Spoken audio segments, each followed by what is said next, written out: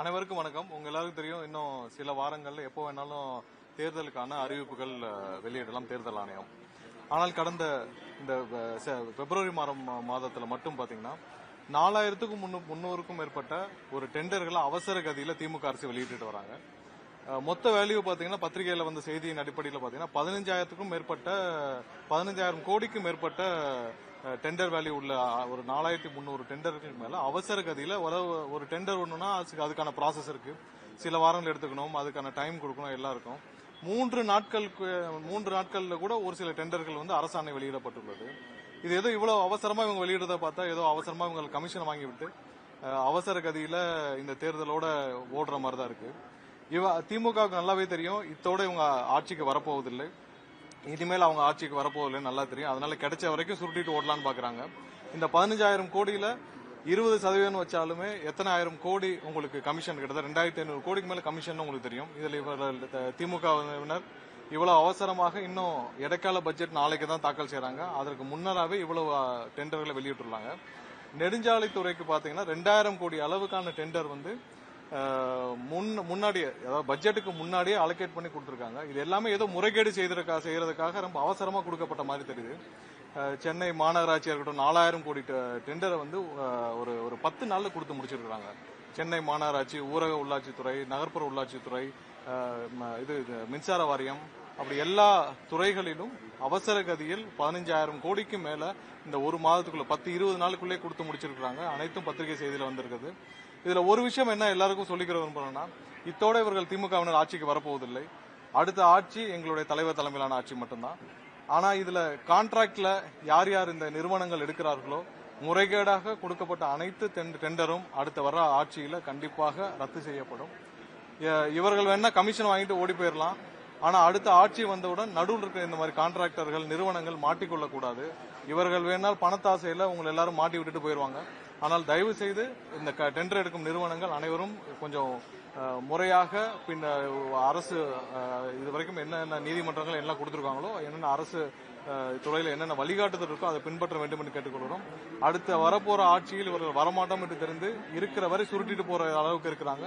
தயவு செய்து அதிகாரிகளும் இதற்கு விலை போகாமல் நீங்கள் தான் இதற்கு பொறுப்பாக இருக்க போறீர்கள். இது அனைத்தும் மக்களுடைய வரிப்பணம். கொஞ்சம் முறையாக டெண்டர் வெளியிடப்பட வேண்டியதால் இதில் முக்கியமாக மாட்டப் போவது அனைத்து அதிகாரிகள் மட்டும்தான். அதனால் அனைவரும் இதில் திமுகவிற்கு உடந்தையாக இல்லாமல் மக்களுக்காக செயல்பட வேண்டும் என்று கேட்டுக்கொள்கிறோம். லட்சியம், கொள்கை, கோட்பாடு இல்லாமல் ஒரு கட்சி சுற்றி தெரியுது அப்படின்னு உதயநிதி வந்து அந்த குடும்பத்துல பிறக்கலன்னா இன்னைக்கு வந்து ஒரு கவுன்சிலர் கூட ஆயிருக்க முடியாது. திமுக ஒரு ஒன்றிய செயலாளர் கூட உங்களுக்கே தெரியும். இன்னைக்கு உதயநிதி மாதிரி ஒருத்தர் வந்து அந்த குடும்பத்துல மட்டும் இல்லைன்னா ஒன்றிய செயலாளர் பதவி கூட கொடுத்துக்க மாட்டாங்க.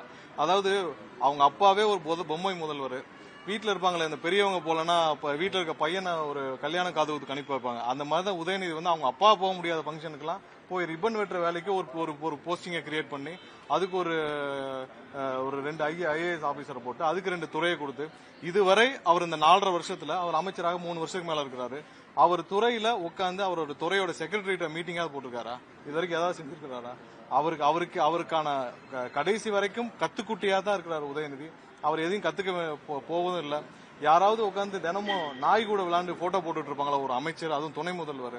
அவருக்கு எந்த இன்ட்ரெஸ்டும் கிடையாது. அதான் வந்து சொல்றோமே, அந்த குடும்பத்தில் பிறக்கவில்லை என்றால் அந்த திமுக ஒன்றிய செயலாளர் போஸ்ட் கூட கிடைச்சிருக்காது உதயநிதிக்கு. அதான் போன வாரம் எங்களுடைய தலைவரும் சொல்லியிருந்தால், சொந்தமாக கட்சி ஆரம்பிக்காமல் யாரோ ஆரம்பித்த கட்சி, அண்ணா கஷ்டப்பட்டு ஆரம்பித்த கட்சியில் இன்னைக்கு போய் அறிவாலயத்தில் போய் உட்காந்து அவர் பாட்டுக்கு ஜாலியா இருக்கிறாரு.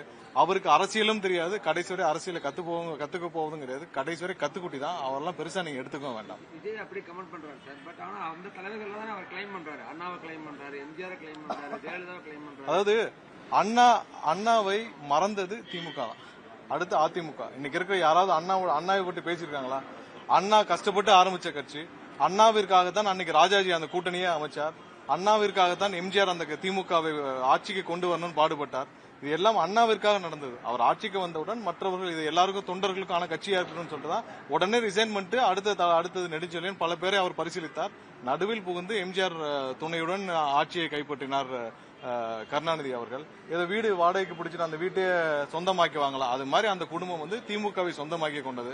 அவர்களுக்கு இது ஒரு முழுமையாக ஒரு வியாபாரம். அந்த குடும்பத்திற்கு கட்சி அரசியல் எல்லாம் ஒரு வியாபாரம். எங்களுடைய தலைவருக்கு அப்படி கிடையாது. அவர் எல்லாத்தையும் விட்டுட்டு மக்களுக்காக வந்திருக்கார், மக்கள் பணி செய்யிருக்கார். 2 பேருக்கும் நிறைய வித்தியாசங்கள் இருக்குது. அவர்களை பற்றி நம்ம வேணும் கரூருக்கு அப்புறம் இந்த பாதுகாப்புல வந்து நம்ம இன்னும் ரியலைஸ் பண்ண நினைக்கிறீங்களா? சரியான பாடம் கத்துக்கணும்னு நினைக்கிறீங்களா? அதாவது நீங்க ஒவ்வொரு நாளும் பாத்துட்டு இருப்பீங்க. 4998 பேருக்கு கீழே தான் நாங்க வந்து போன தடவை கூட்டமே உள்ள அனௌன்ஸ் பண்ணியிருந்தோம். அதுவும் கூட்டமே வந்து பாத்தீங்கன்னா 12 மணிக்கு ஆரம்பிச்சு 1:10க்கெல்லாம் முடிவடைந்து விட்டது. எல்லா விதமான பாதுகாப்பு செஞ்சிருந்தோம். இவ்வளவு பெரிய பாதுகாப்பு ஏற்பாடுகள் கிட்டத்தட்ட 30க்கும் மேற்பட்ட டாக்டர்கள், மினி கிளினிக் எல்லாம் வச்சு ஏற்பாடு செய்து எந்த கூட்டத்தையாவது நீங்க போய் பார்த்து பாருங்க, ஏதாவது ஒரு அரசியல் கட்சி கூட்டம் இருக்கான்னு சொல்லிட்டு. கண்டிப்பாக ஒவ்வொரு இடத்திலும் மக்கள் பாதுகாப்பிற்காக நாங்கள் முனைப்போடு செயல்பட்டு வருகிறோம். மற்றபடி கண்டிப்பாக இது தொடரும். மக்களுக்கான பாதுகாப்பை முன்னுரிமை கொடுத்து நாங்கள் செய்வோம்.